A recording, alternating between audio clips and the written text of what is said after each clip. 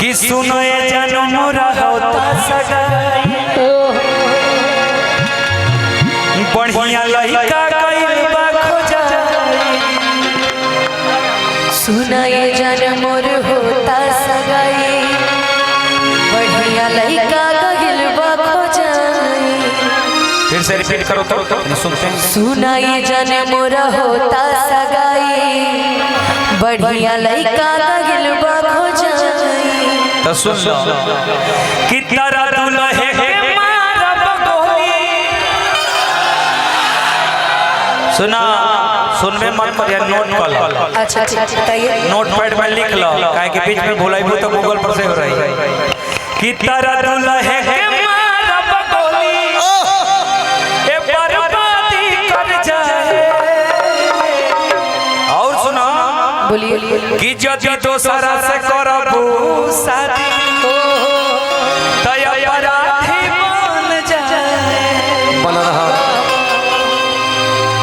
याद बात रानो कि हमर चाचा के मरिहा गोली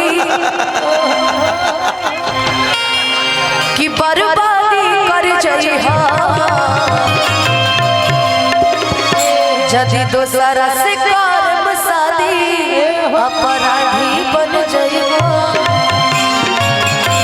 ए भैया ए मंच के माध्यम से कुछ बोल दे। हाँ हाँ बोलो बोलो बोलो बोलो। जहिया साँच में अगर ई चाचा कहतिया वो हमरा के भैया कहेला, लेकिन अजीत हलचल के नाते कॉमन वो कहत रहा हमरा बुझाते नहीं। पहले ई तो बात सुनी ना, ई पहले बात सुन ले। ऐसा हूँ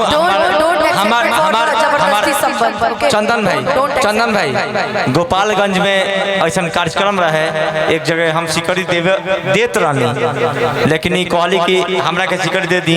हम कहनी जो मुँह दिखाई दे वो दिन सिकड़ी पक्का आजो ये मंच के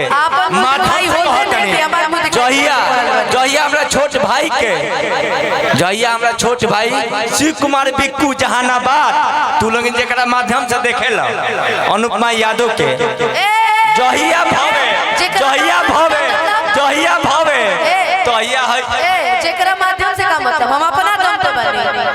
माध्यम के कौन बात बा गलत बात ई सब एक्सेप्टेड नहीं की ना ना माध्यम से क्यों नहीं की हमरा माध्यम से हुई हम उनका माध्यम से नहीं की। ठीक बा। हेलो बाबू एक मिनट अजीत भैया कोई जितना भी सुपरस्टार बने सबका हम इज्जत करेला, चाहे पवन जी को खेसारी जी के चाहे केहू हमरो कर दिया उनका नाम लेब लू वो हमरा दम पे बड़े हम उनका दम पे। हेलो सुनिए बाबू एक मिनट अजीत भैया।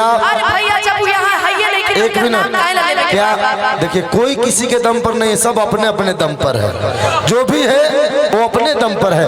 अमूल गोल्डगंजी के अपन ब्रांड बा, रूपा फ्रंट लाइन के अपन अंदाज बा ना, अजीत आनंद भैया का अपन झलक बा, अनुपमा जी तो यहाँ पे भैया देखिए जब वो यहाँ पे है नहीं तो उसका नाम क्यों लेना। वही तो हम कह रहे हैं कि कामना के बहुत तरह से अब वो मामला सुना ना ऐसा ना गाना हो खे जीभे हो जौना दिन हम बोले लगब नु चुप पानी हमरा के चुप रहे दी। ठीक बा कि जनवा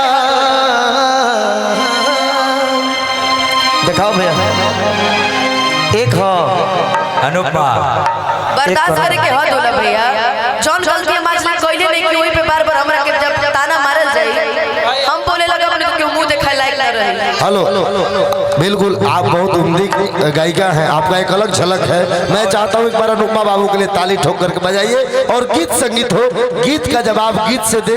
अजीत आनंद भैया अपना गीत गाएंगे, उस गाने को आप जवाब देंगे, फिर चंदन भाई गाएंगे तो तिरंगोला होगा, मजा आएगा। तो संगीत मनोरंजन का विषय तो इतने भर कर रहे हैं स्टेज पर बिल्कुल।